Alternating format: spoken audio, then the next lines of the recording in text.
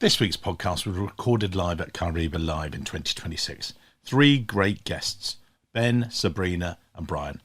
Have a little listen to them first and then we'll get on with the show.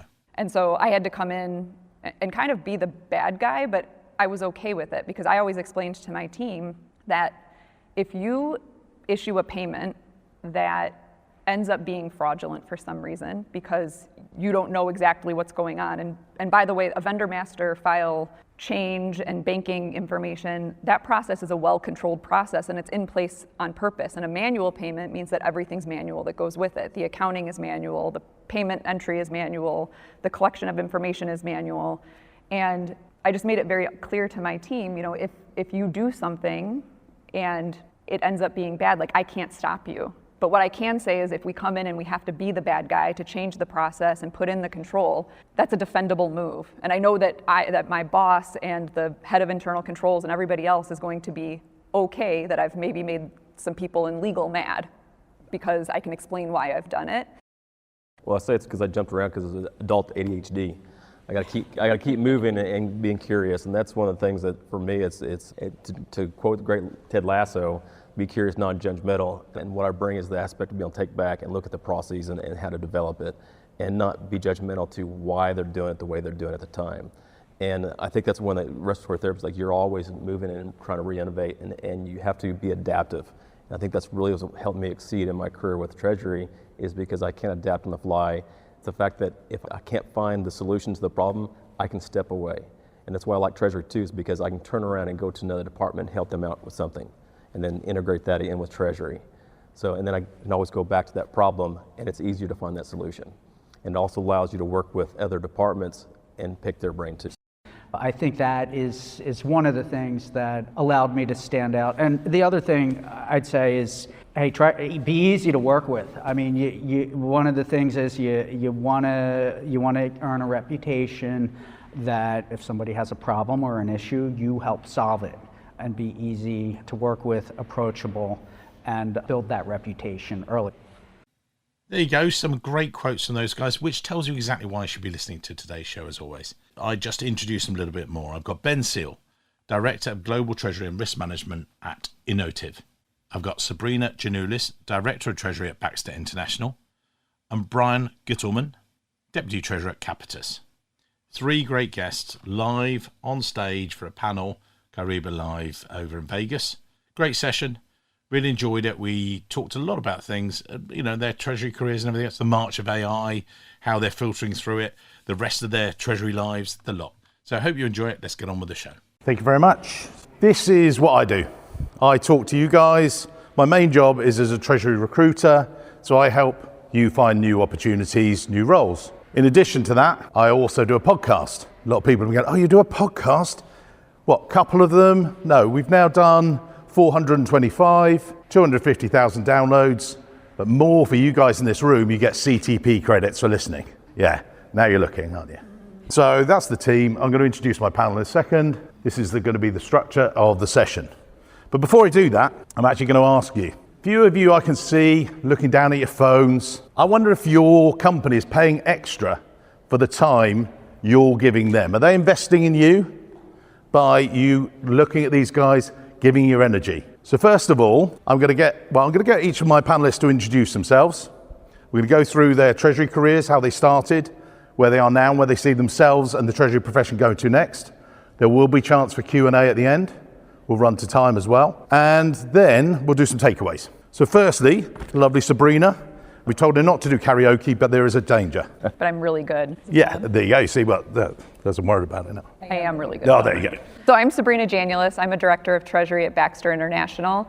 I manage our Americas and APAC cash management teams and also Treasury operations.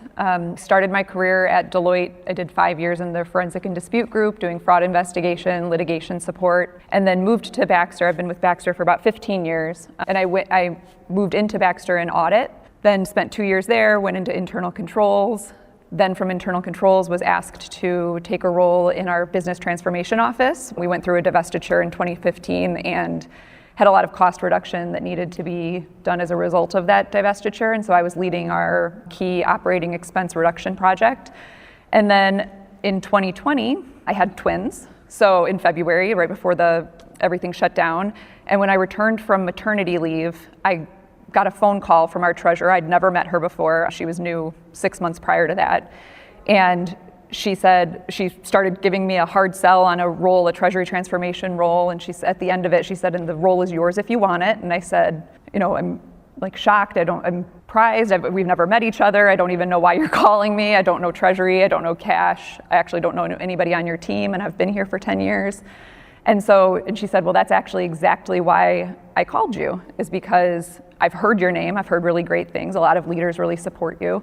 And I'm looking for somebody who can bring that cross-functional alignment and work well with others and help lead a transformation so that people do know who Treasury is. And so I took that role, and it was a lateral. And actually at the time I was in a position where I was possibly going to be promoted into a director position, but I gave up that promotion to take this new opportunity because I knew it was a skill that I would learn, something brand new. The promotion was going to be an audit. I kind of hated audit, so it wasn't that big of a decision, I would say. And so I took a leap of faith, moved into Treasury, and after 2 years doing transformation, I led the Kyriba implementation in that role, and then also did we did a big finance transformation with all of the other functions. And my boss at the time, who was the director, left the company, and I was then offered her role. And so that's how I came into the role that I'm in right now. And I will say, when I came into Treasury, I was very much like, I'm not a Treasury person. Like every time I got on a call, I'd be like, I'm not a Treasury person. I just want to make sure everybody knows. Like there was a lot of imposter syndrome. And I thought I would only be in Treasury for 2 years. So it was very shocking to me when I took the role that was a real Treasury role. And then all of a sudden I couldn't tell people I wasn't a Treasury person, because then I was a Treasury person. And so now I've been in this role for about 3 years or 4 years. I've been in Treasury now 6 years. So it's been the best career decision that I've personally made. Fantastic. Unexpected.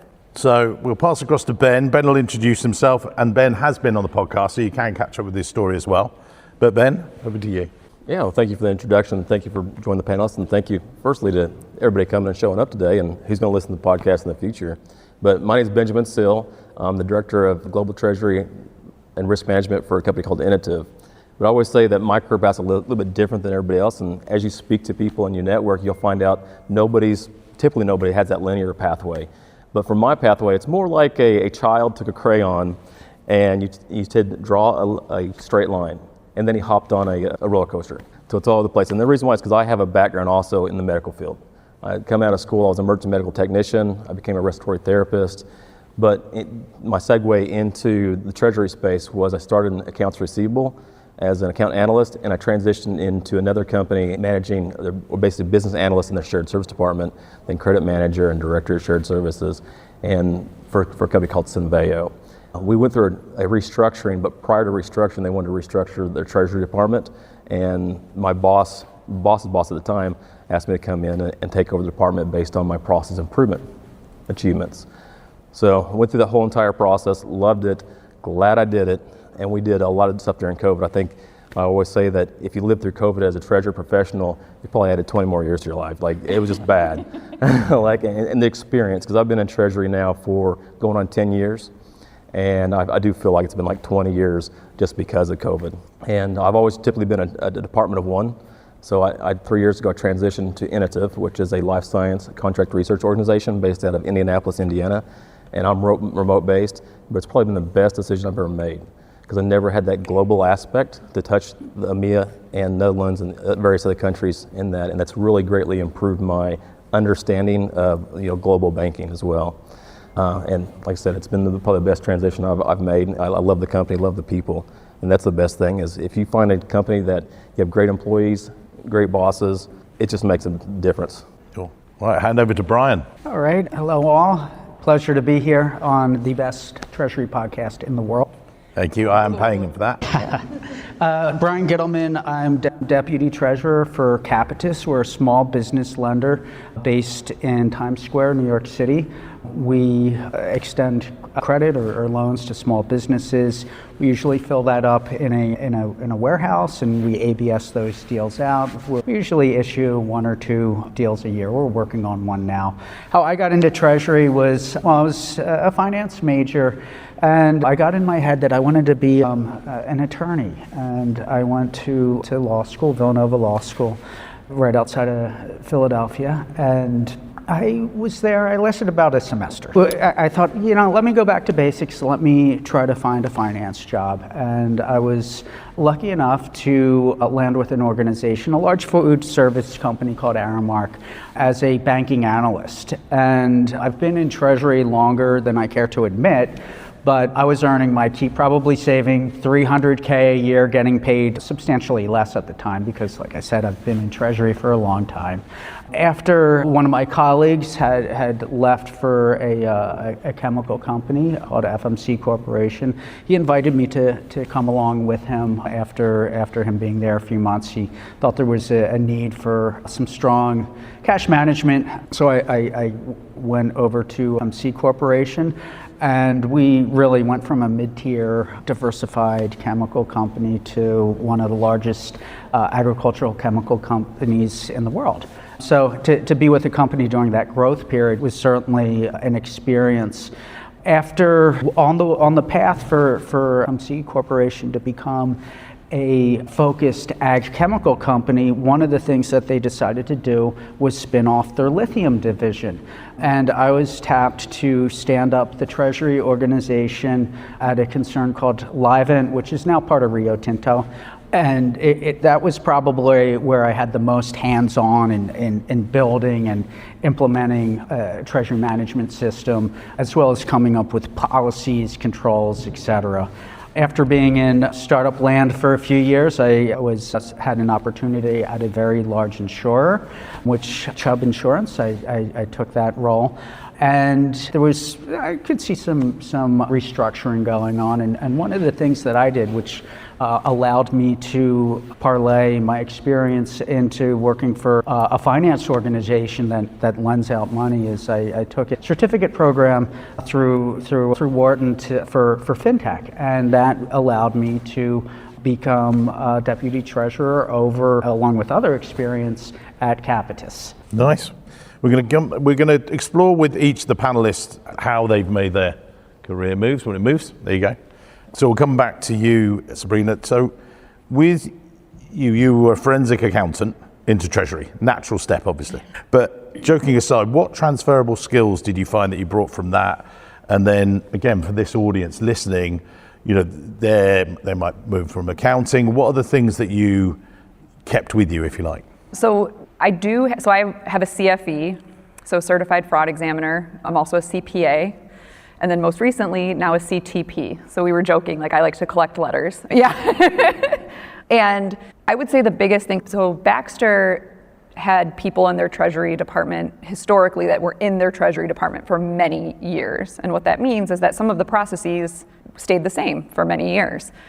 And none of them, they all were Treasury people at the core, so they did their entire career in Treasury. So the thing that I think I was able to come in and add value is I do have a background where I am skeptical, and I also understand what a good solid control environment is. And so an example is when I came in, there were a lot of manual payments that certain teams relied on us to make because they were their friends. It wasn't because there was a good reason that we were necessarily doing them. It was just that was what they were allowed to do.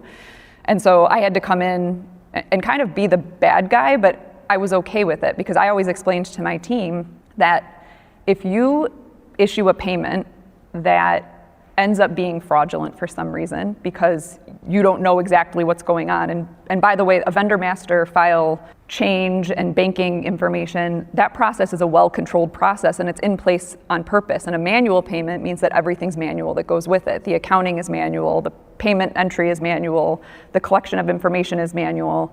And I just made it very clear to my team, if you do something and it ends up being bad, I can't stop you. But what I can say is if we come in and we have to be the bad guy to change the process and put in the control, that's a defendable move. And I know that my boss and the head of internal controls and everybody else is going to be okay that I've maybe made some people in legal mad because I can explain why I've done it. And so I think that was one of the biggest transferable skills or things that I was able to bring to the team that kind of made things better and was able to improve processes and definitely make audit and internal controls a lot happier when they came in and did our SOX testing and stuff. Yeah. So with you, Ben, you've got a quite different background. You went very quickly past it.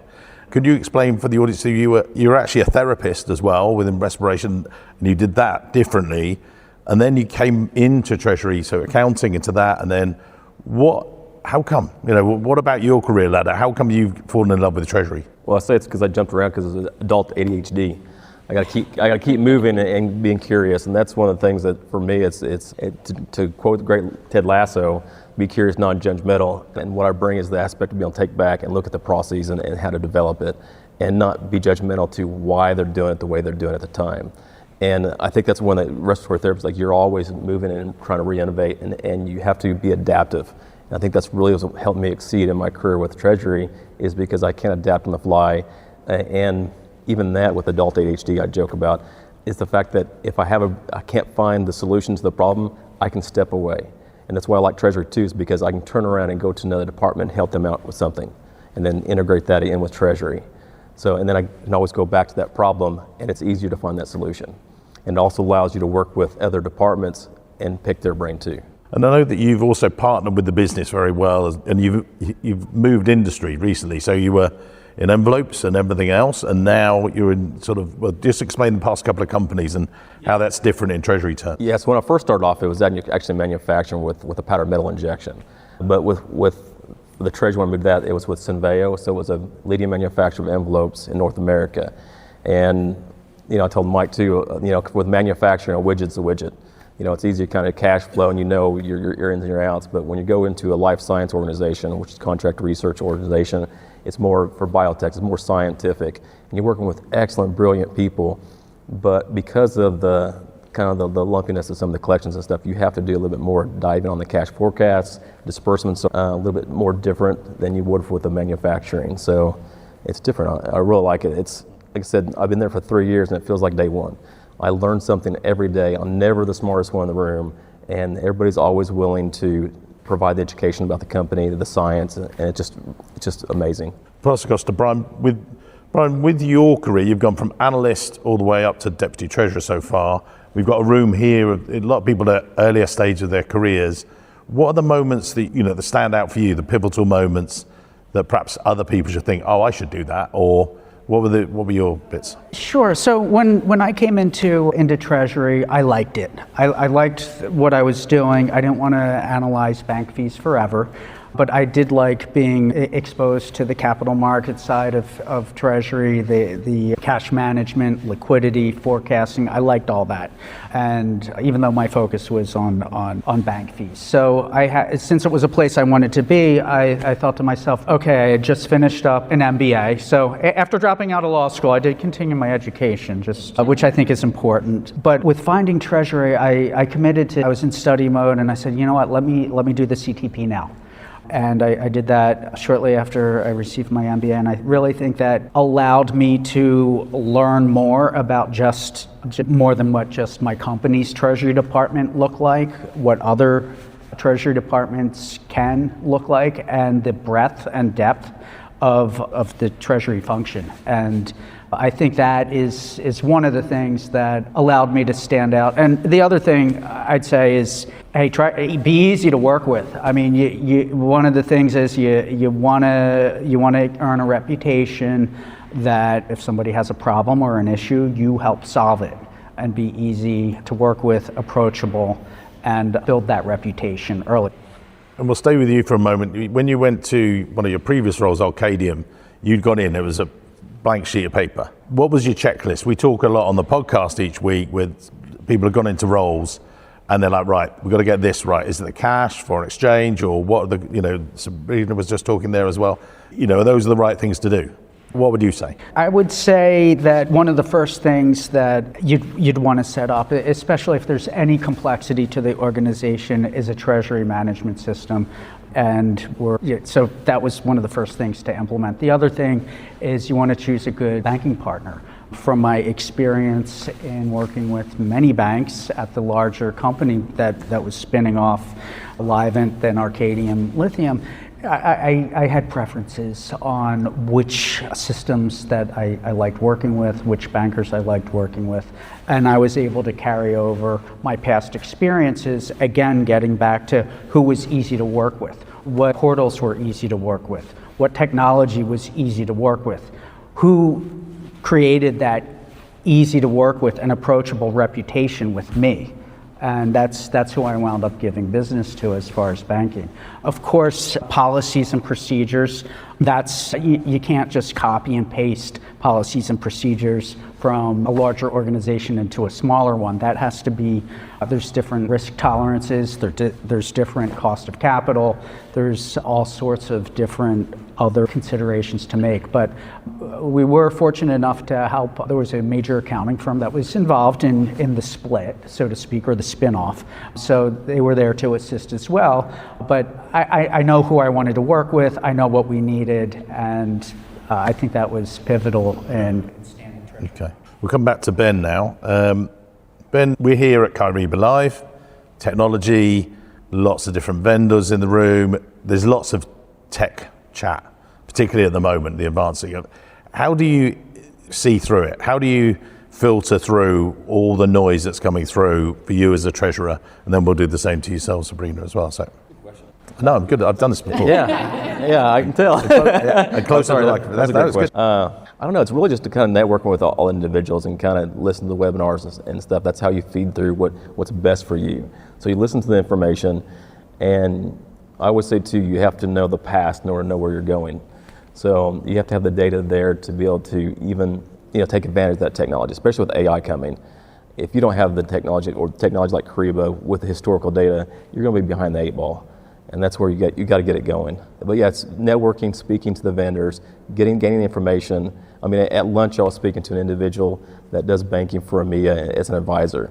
That's one of our next step is doing a cash pool system, but I didn't know how to set it up. I've never had that experience. So just doing that, then she can provide that guidance to me now to how to do that. So it's very helpful. Sabrina? And we will ask you, Brian, the same question because I know because you've got some good views on it. So. I would say, I'm skeptical, I already said that. I would say one of the things that I always try to do when I'm like looking at new technology is ask a lot of questions and also ask, okay, in order for this to be successful, what is the level of information or data that is required? Because I will say, even when we did implement Kyriba originally, we had a lot of delays in that project going live because nobody told us in order for this to be successful, you need X, Y, and Z first. And so then we kind of got caught up in a lot of delays because we were having to fix things that we didn't know needed to be fixed until we were in the middle of the project. And also understanding that like when you're being presented a new technology, whether it be by a consultant or the technology company itself, they're going to show you the best case scenario. It's filtered information, they're going to press a button, it's going to work perfectly, and that is not the reality. So like understanding that sometimes it looks pretty, but you can't always trust that's how it's going to work when you move forward. So just make sure you ask a lot of questions and get other people's feedback and know who the people or groups are that you can ask for information. I think Treasury is a very lucky, like one of the things I love about Treasury compared to the other roles that I've been in is that there's a big external network. And so you can go to your banks and they'll tell you advice for free. Now what I'll say is we did a global cash pooling, notional pooling presentation. We asked 3 banks to come and present to us on it last year. All 3 of them recommended something completely different from the other ones. And I would say, after the first one, I was like, okay, yeah, this makes sense. And then we went to the second one and I was like, well, this makes less sense because they're saying the opposite of what that one said. And then I got to the third one and was like, well, I didn't know there was a third option for this. So you have to kind of also understand the place that those people are coming from. If they're trying to sell you something, they may be tailoring it to that. But at the end of the day, they will come and consult for you for free, which is not normal, I would say, in other industries. You're not going to find a lot of free help. And then there's also peer groups and things like that you can kind of reach out to or through Kyriba. I know I've done a lot of referral calls for the consultants that implemented Kyriba and for Kyriba itself. And those are ways, like if you want to be connected with somebody, you can go to those people as resources to just say like, hey, I just want to talk to somebody who already does this and see how they made it work. And just like understanding who are your resources, I think is the best thing you can do. Boss goes to you, Brian, but just before we do, one of my upcoming guests actually, who I'm interviewing in Luxembourg later this year, Jean-Philippe Dweller, International Treasurer at Johnson Controls. He said, Mike, and we were doing a session a few years ago now, and he was saying, if you employ a new person, you take references, right? I was like, yeah, we do them for people and our clients. And they said, if you're bringing in a new treasury system, how many references do you take? How many past customers are there? It's not their pinnacle clients and yeah, they're great and stuff. Who else do you ask? Because a lot of people just go, oh yeah, well this is a really good system, it looks really great, exactly to your point. And he was saying, yeah, reference them. Get at least 2 or 3 of their customers. What's the good, bad and the ugly? And that was one of the key things he brought up. Brian, over to you. I would say, sure, I would say talk to people. And that's echoing what you're saying, Mike, Sabrina, Ben. There's a lot of resources. There's a large community that you can be a part of. There's national organizations. There's regional organizations for Treasury, which I find great value in. There's membership organizations as well. I would say talk to people. I'd also use the old adage, if the insurance company, if you're not using somebody certified, they'll make you get 3 quotes. And I think that once you start seeing the different offerings for tech providers and banking services, whatever the case might be, you start getting more and more insight on that. I think it's important to come to conferences, networking events, and also stay well-read. When you are looking at tech stack, I'd also say you want to see everything can be integrated, but at what cost? Are there pre-existing APIs between systems? That's one of the big things that I'm very cognizant of, especially seeing when there's not out-of-the-box APIs, what's involved. This podcast, as you may have worked out, has no sponsors, has no ads. Nobody pays me to record these episodes. I make it because I love corporate treasury, and I want to help treasury professionals just like you. If you're getting value from this, there's a couple of things I'd ask. Share it with your friends. Tell them about it, how you've enjoyed it. If it's helping you in your treasury career, fantastic. But then maybe connect with me on LinkedIn. Mike Richards, I'm there. You can actually look me up. My URL is actually linkedin.com/MRTreasury or Mr. Treasury, if you want to call it that. Hit connect, drop me a quick note, say you found me through the podcast on Apple or Spotify. I read every single message, and yes, I will reply. There's no funnel, no sales pitch. It's just a chance to say hello, stay in touch, and see what I can do to help. So anyway, let's get back to the episode. And we'll stay with you for a moment as well. What I will say, actually, before the next question, we've got about 10, 15 minutes left, so you are going to get a chance to ask these guys some questions. So do think of them, because you don't often get the chance to actually quiz some treasurers. Brian, we're going to just talk about banking relationships and banking partnerships, because I think it's something that has been coming up from here and some of the people. How do you maintain those relationships with banks when you haven't got too much going on? Say it's a quieter period or unsettled, and you're still wanting to keep on the good. They know there's not much wallet share. How do you keep on going with those guys? What's your secret? Well, I think you want to keep, first of all, you don't want to put too much on your plate than you can handle. I know a lot of organizations are stuck with having 12, 15, 20 banks, and I understand that might be the case at a larger organization because of acquisitions and whatnot. But I think a handful of banking partners will give you the diversification that you need, the appropriate comparison between strengths and weaknesses, and also better views into pricing as well. We usually have a cadence of, at one organization, we had a bank week because we had so many bankers. They would come in once a week. I would say with where I am at Capitus, since we do have so much going on, and we don't necessarily need to have a bank week or bank quarter where different banks come in for the whole week, we are in constant contact with our banking partners. Ben? Yeah, no, I mean, for us, we always keep at least an annual meeting in place, but I always try to meet the rep with at least quarterly, but it's always touching base points because I'm always looking at ways of looking at process improvements for our banking relationships as well.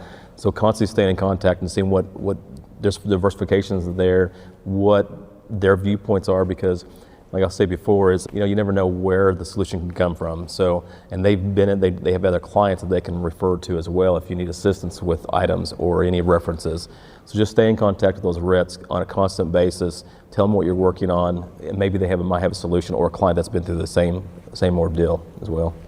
So at Baxter, we have 80 operational banks.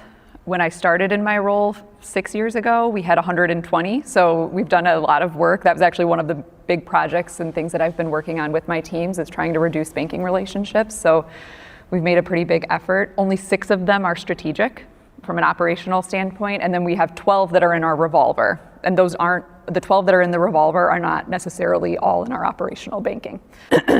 Does become complicated when I maybe want to make a change to make things more efficient on the cash management side, but that bank is in the revolver.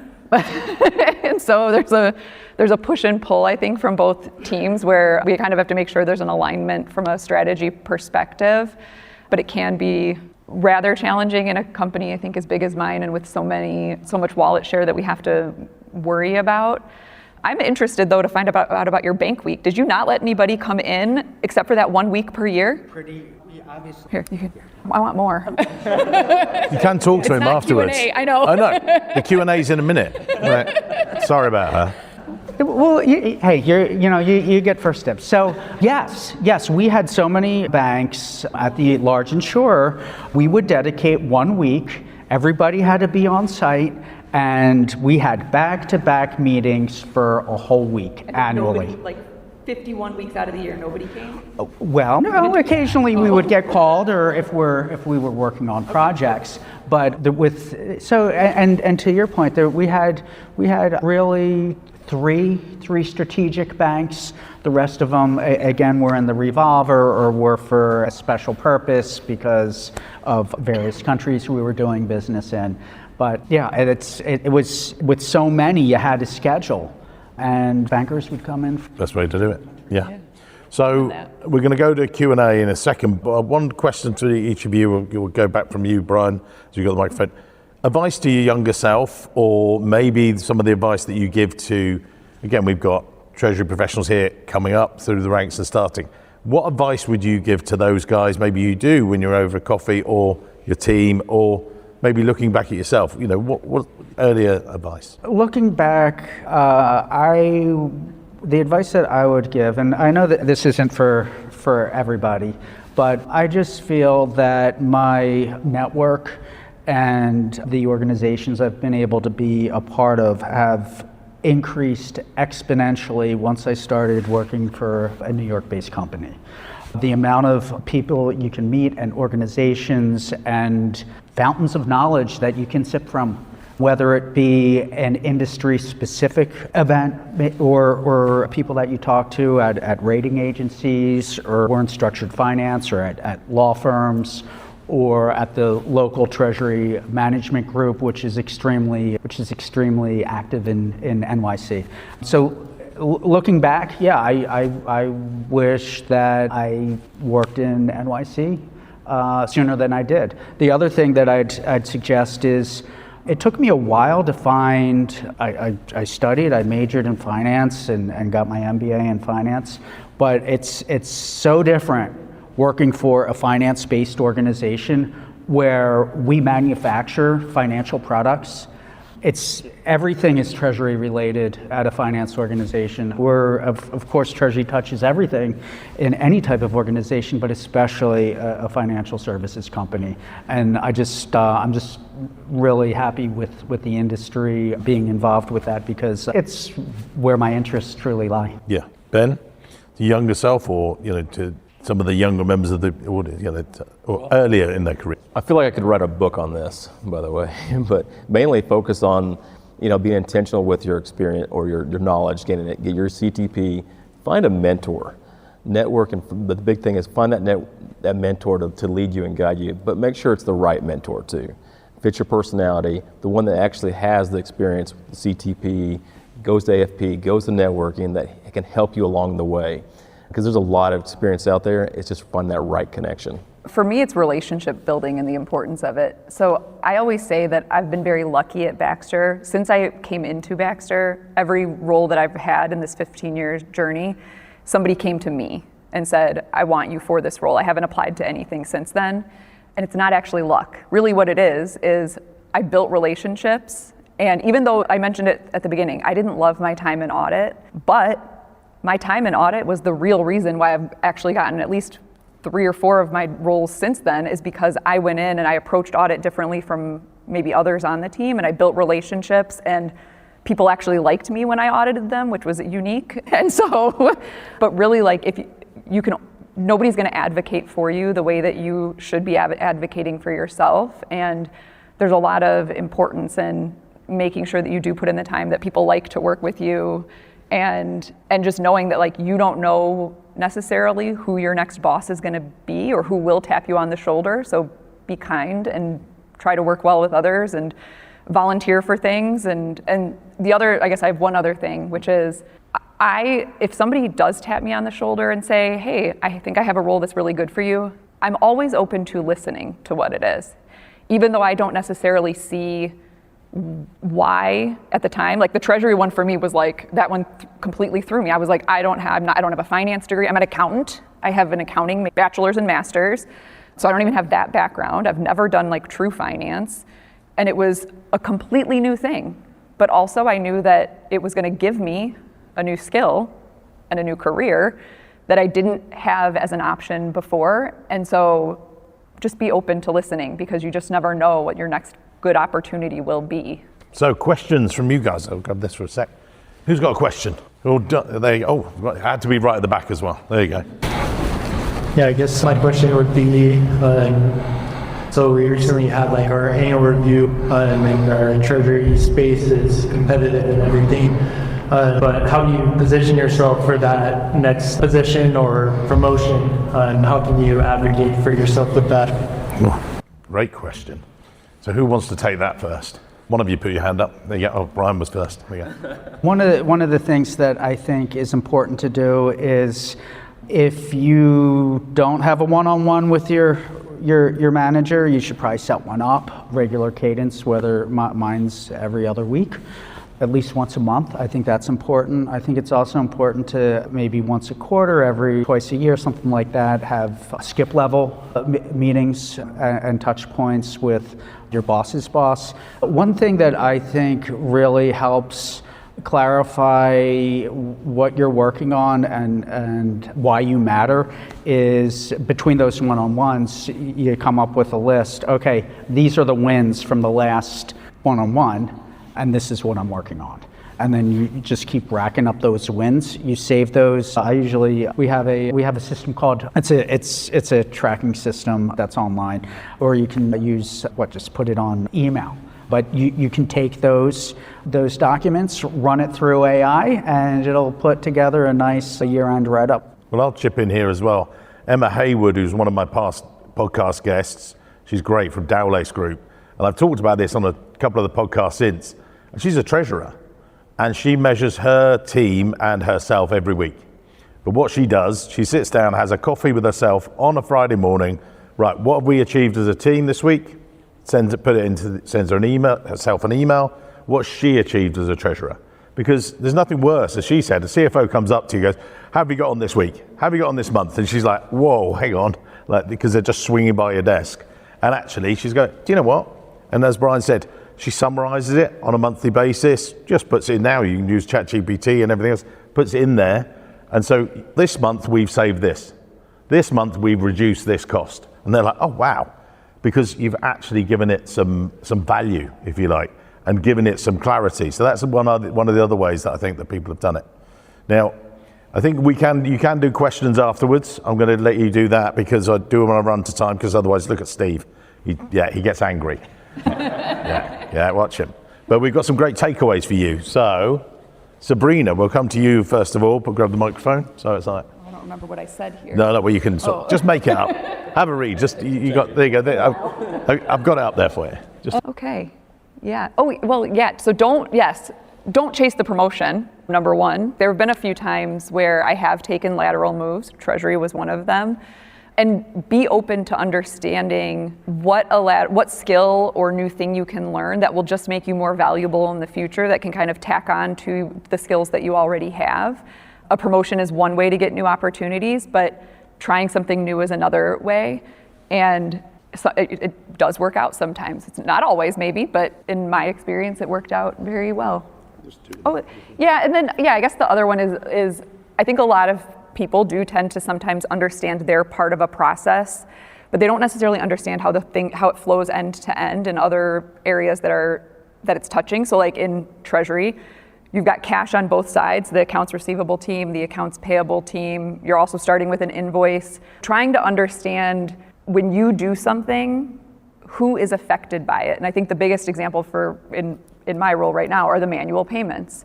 One of the benefits of me saying we're not going to do manual payments anymore is that it pushes people to Coupa, which is our PO system, which automates the payment and the vendor master part and the accounting flows. If we do a manual payment, 4 other teams suffer with that manual payment along with us. And so, understanding like by making one decision, you're not only necessarily impacting yourself.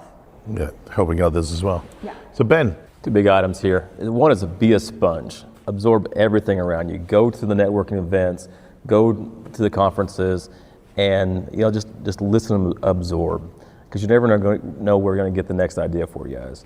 The next one's going to be for speak less, listen more. Everybody wants to talk, but you don't learn anything that way.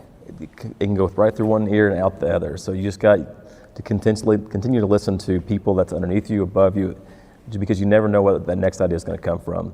And then I'll add a third one just to kind of reinforce the question before was just advocate for yourself.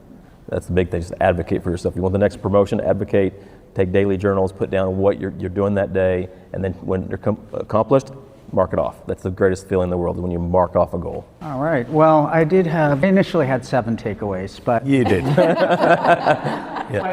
But we only had an hour. we only had an hour. So again, I think if you like Treasury, if it's where you want to be, go for the CTP. Hands down. I'd also say, as far as hey, deliver value to your company, and if you need to build a raft or get certified in whatever you want to specialize in or your industry area of interest, then do so.